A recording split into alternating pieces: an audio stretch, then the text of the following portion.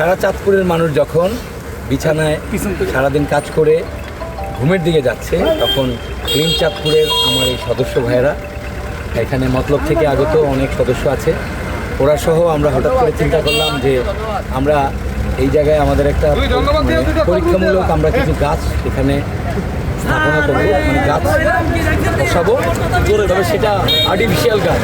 তো রাতের বেলায় আমরা চিন্তা করলাম, যেহেতু সারাদিন যানজট থাকে, আমরা ফ্রি টাইমে আমরা এই কাজটা করতে ইচ্ছা প্রকাশ করছে সবাই।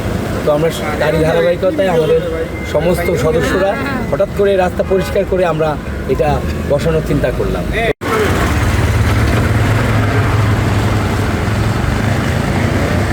বর্তমান প্রধানমন্ত্রী আমাদের তারেক রহমান উনি একটা প্রস্তাব রেখেছেন সারা বাংলাদেশের মানুষকে, যে আগামীর বাংলাদেশ হবে গ্রিন সিটি এবং ক্লিন সিটি।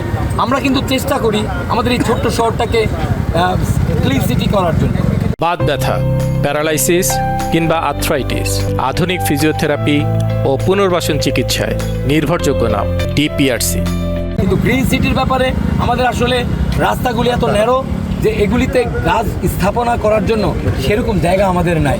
তো আপাতত আমরা সেজন্যই গ্রিন সিটি আওতায় আমরা একটা পাইলট প্রজেক্ট হিসেবে আমরা কিছু গাছ আমরা এই বাস স্টেশনে স্থাপনা দিয়েছি, যাতে করে যদি সুন্দর হয় আমরা পরবর্তীতে যত ডিভাইডার দেওয়া আছে, চাঁদপুরে যতগুলি জায়গায় ডিভাইডার দেওয়া আছে, সবগুলি জায়গায় আমরা সেই গাছ দিয়ে আমরা চাঁদপুরকে গ্রিন সিটি হিসেবে আমরা চেষ্টা করব যে মানুষের কাছে, যে আমাদের তারেক রহমান বলেছে গ্রিন সিটি, সেটা আমরা চেষ্টা করব চাঁদপুরের মানুষের কাছে উপস্থাপন করার।